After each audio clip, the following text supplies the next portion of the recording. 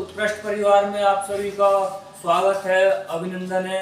मैं प्रशांत चौधरी आज आपके बीच लेकर के आया हूँ भूगोल का पार्ट 3। जो आज इसमें हम आपको हिमालय पर्वत के बारे में बताएंगे कि हिमालय पर्वत की उत्पत्ति कैसे हुई, हिमालय पर्वत के कितने भाग हैं, कौन कौन से भाग में पढ़ने हैं, इम्पोर्टेंट कौन कौन सी श्रेणी इम्पोर्टेंट है, इन सब के बारे में आज हम डिस्कस करेंगे।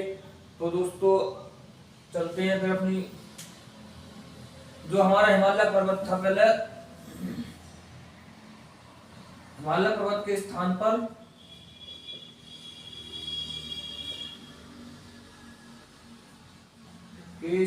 पर पहले 33 सागर हुआ करता था।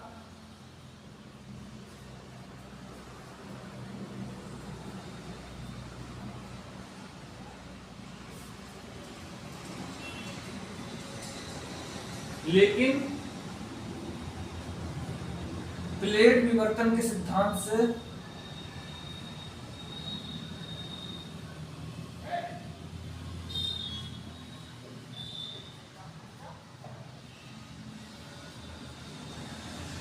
तैतीस सागर में आंतरिक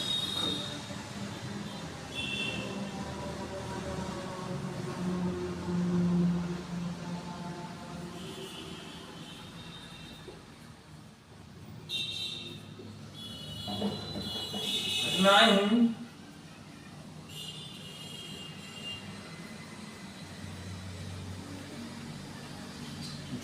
जिसके कारण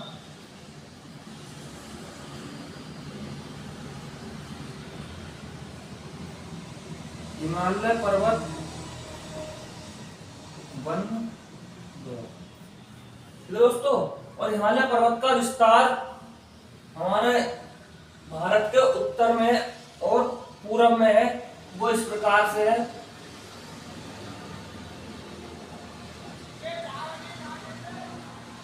ये म्यांमार के साथ सीमा लगाता श्रेणी, और भारत में यहाँ से स्टार्ट है पूरा और ऊपर भी है।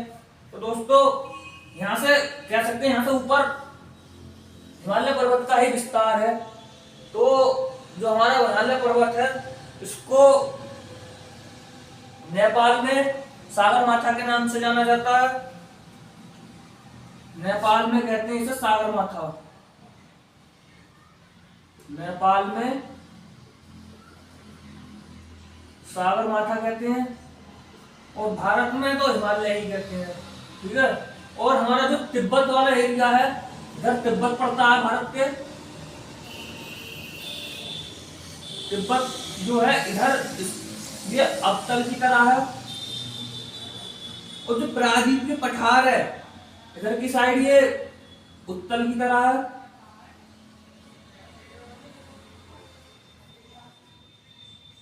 तो इस प्रकार से इसकी भौगोलिक रचना है कि तिब्बत की तरह अवतल की तरह है, और जो हमारा उत्तर की तरफ है ये हमारा उत्तर की तरफ है, ये उत्तल की तरफ है, उत्तल की तरह है। ऐसे याद कर सकते हैं, प्रायद्वीप के पठार की तरफ उत्तल की तरफ है, प्रायद्वीप के पठार की तरफ उत्तल की तरफ है, और तिब्बत की तरफ अवतल की तरफ है। तो इस प्रकार से ये संरचना है। अब हम इसकी जो 4 श्रेणियों में बांटा गया है उनके बारे में डिस्कस करते हैं।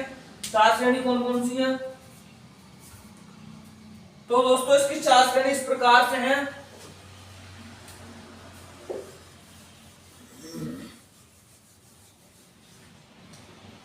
हिमालय पर्वत को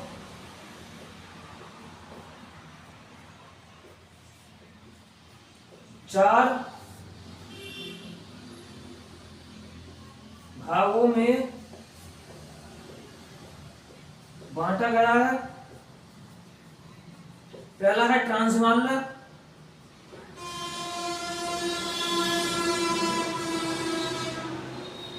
दूसरा है बृहद हिमालय,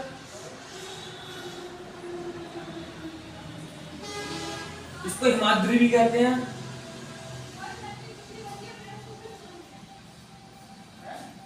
तीसरा है लघु हिमालय,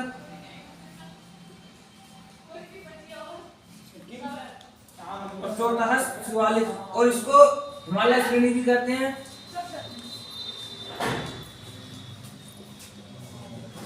और चौथा है शिवालिक श्रेणी।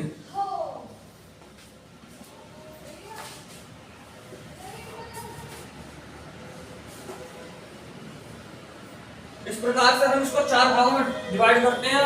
और इसके जो अब इसमें कौन कौन सी श्रेणी आती है उसके बारे में डिस्कस करेंगे कि कौन कौन सी श्रेणी किस हिमालय के अंदर आती है। तो सबसे पहले हम ट्रांस हिमालय में जो श्रेणी आती है उनके बारे में डिस्कस कर लेते हैं। ट्रांस हिमालय में एक तो आती है काराकोरम श्रेणी,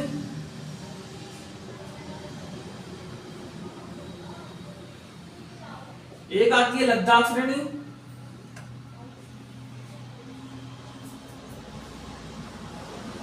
और एक आती है जास्कर श्रेणी।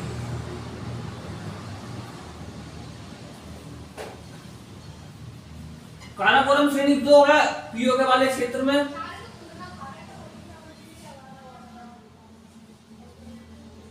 और जो लद्दाख वाली श्रेणी है वो इधर है। काराकोरम श्रेणी, लद्दाख वाली श्रेणी इधर है।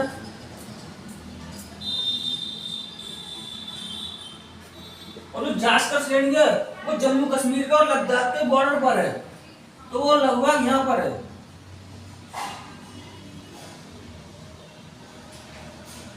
ये 3 श्रेणी हमारी वृद्ध हिमालय में आती हैं। और काराकोरम श्रेणी में एक पर्वत है K2 पर्वत, इसको हम गॉडविन ऑस्टिन कहते हैं।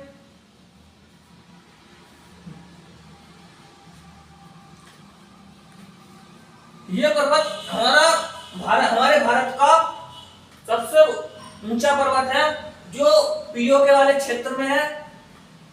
ठीक है, जो पीओके वाले क्षेत्र में लगभग यहाँ पर है, यहाँ पर है K2 पर्वत जो पीओके वाले क्षेत्र में आता है। और इसके बाद हम डिस्कस करते हैं दूसरे वाले को जिसका नाम है वृद्ध हिमालय।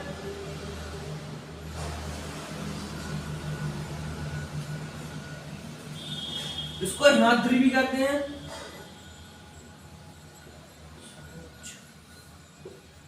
और इसके अंदर जो हमारी श्रेणी आती है वो है एवरेस्ट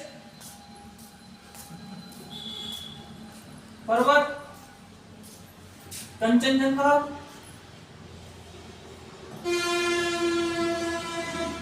नामचा पर्वत,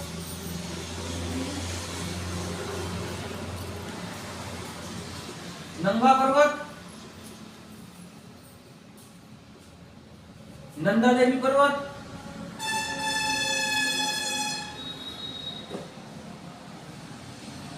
ये हमारे वृद्ध हिमालय में आते हैं। और जो हमारा वृद्ध हिमालय में माउंट एवरेस्ट है ये हमारा नेपाल वाले स्थान पर है। माउंट एवरेस्ट यानी कि एवरेस्ट ये हमारा नेपाल में है। और आप सभी जानते हैं नेपाल में एवरेस्ट को, हिमालय पर्वत को सागर माता कहते हैं।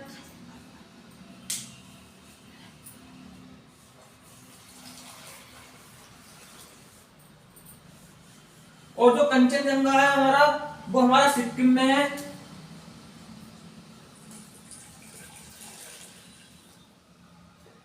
और ये भारत का यानी कि कह सकते हैं कि स्वतंत्र भारत का सबसे बड़ा पर्वत है कंचनजंगा। अब यहाँ पर 2 पॉइंट आते हैं स्वतंत्र भारत का।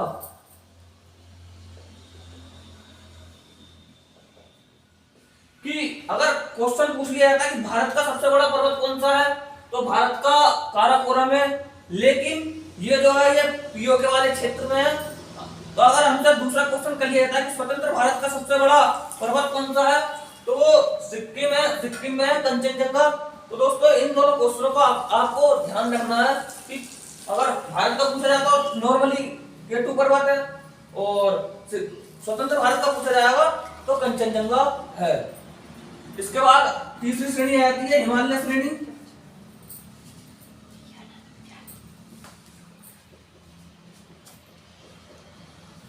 इसको ही हम कहते हैं लघु हिमालय।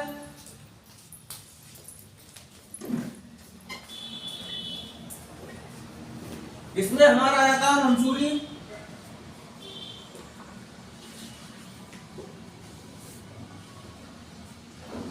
पीर पंजाल,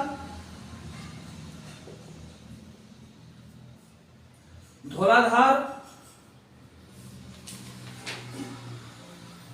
नामतीवा,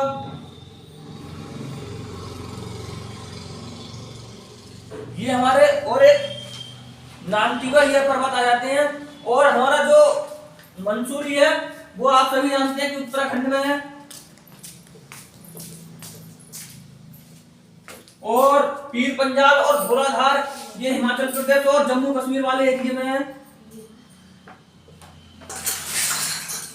पीर पंजाल और धौलाधार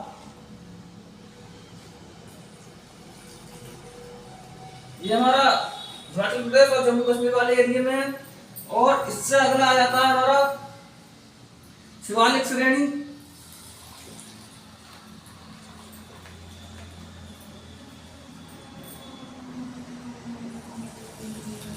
और शिवालिक श्रेणी में जो सबसे लास्ट वाला बस्ता है, चौथा वाला, और वो हमारा शिवालिक श्रेणी है।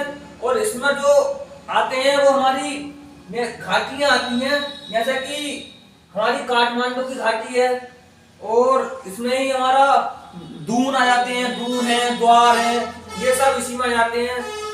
और जो इसकी इसमें जो श्रेणी होती है इनको दून या द्वार कहते हैं। जैसे कि एग्जाम्पल में देहरादून,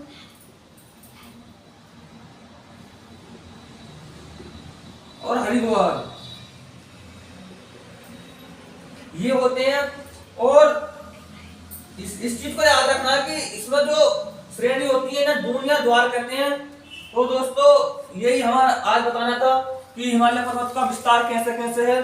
और हम इसके और एक चीज और बतानी है कि जो शिवालिक से नीचे वाला एरिया जो बसता है, यहाँ पर शिवालिक है ये, और इससे नीचे वाला एरिया जो बसता है ये होता है तराई वाला क्षेत्र, यहाँ से लेकर यहाँ तक, लगभग यहाँ तक तराई क्षेत्र। और इसके नीचे आ जाते हैं मैदान।